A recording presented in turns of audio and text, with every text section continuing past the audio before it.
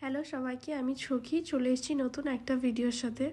তোমরা সবাই কেমন আছো? আশা করছি ভালো আছো, আর আমরাও আছি মোটামুটি। আর এই ভিডিওটা না 3 দিন আগেকার ভিডিও, তো বুঝতেই পারছো এডিট করার টাইম হচ্ছে না। এটা রবিবারের ব্লগ। তোমাদের দাদাভাই যেহেতু 10 দিনের ছুটি নিয়েছে, তো তার জন্য অনেক কিছু খাবার যেহেতু রান্না টান্না করতে হচ্ছে, তো তার জন্য একদমই টাইম হচ্ছে না ভিডিও করার, এডিটিং করার। রবিবারে যেহেতু এমনি কম কাজ থাকে, আর তারপর যেহেতু ছুটি নিয়েছে, তো কাজ সেরকম নেই বললেই চলে। তো তার জন্য না উঠতে প্রচণ্ড লেট হয়ে গেছিলো। এখন যে রান্না করছি 12টা বেজে গেছে। আজ বিরিয়ানি করার না কোনো রকম প্ল্যান ছিল না। তোমাদের দাদাভাই ওর বন্ধুকে বিরিয়ানি দেবে, তার জন্যই করা আর কি।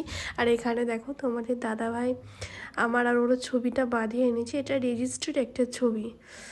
ওর বন্ধুটা না আমাদের জন্য একদিন সাউথের বিরিয়ানি পাঠিয়েছিল, তো সেই কোটোটা রয়েছে। সেই কোটোটা খালি দেওয়া যায়, তার জন্য আরও করা হলো বিরিয়ানিটা। সাউথের বিরিয়ানি কিন্তু আলু ছাড়া হয়, তো আমাদের বিরিয়ানি তো আলু না দিলে একদম বিরিয়ানিটা অসম্পূর্ণ।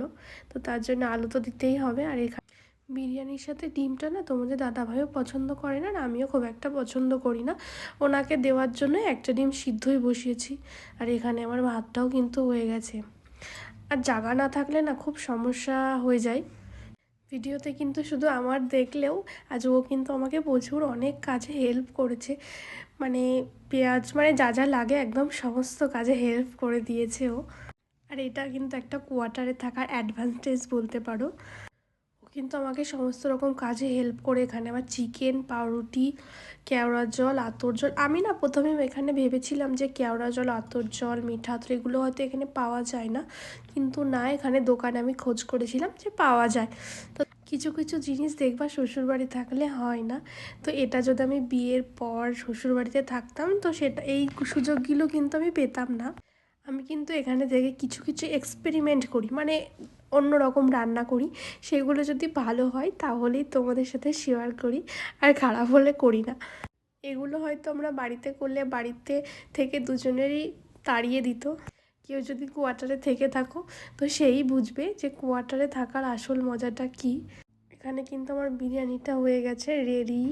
কিন্তু না, আমার ডিমটা দিতে মনে নেই, লাস্টে দেখছি যে ডিমটা দেওয়া হয়নি।